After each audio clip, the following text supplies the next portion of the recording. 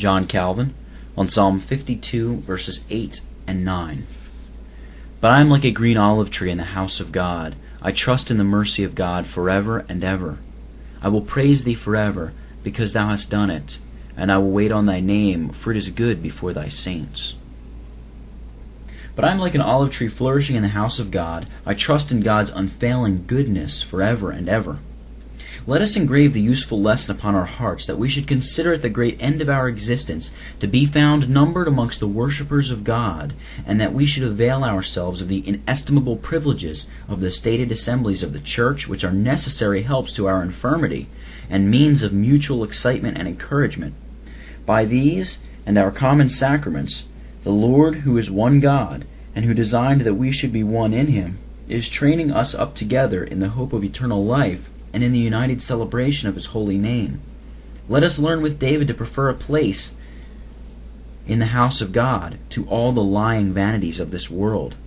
He adds the reason why he should be like the green olive tree, because he hoped in the goodness of God. And in this he adverts to the contrast between him and his enemies. They might flourish for a time, spread their branches far and wide, shoot themselves up to a gigantic stature, but would speedily wither away, because they had no root in the goodness of God, whereas he was certain to derive from this source ever-renewed supplies of sap and vigor. As the term of his earthly trials might be protracted, and there was a danger that he might sink under their long continuance, unless his confidence should extend itself far into futurity, he declares expressly that he would not presume to prescribe times to God, and that his hopes were stretched into eternity.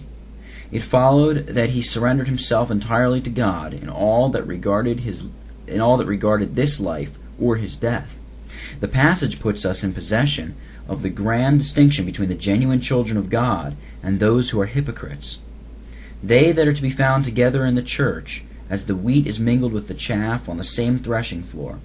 But the one class abides forever in the steadfastness of a well-founded hope, while the other is driven away in the vanity of its false confidences.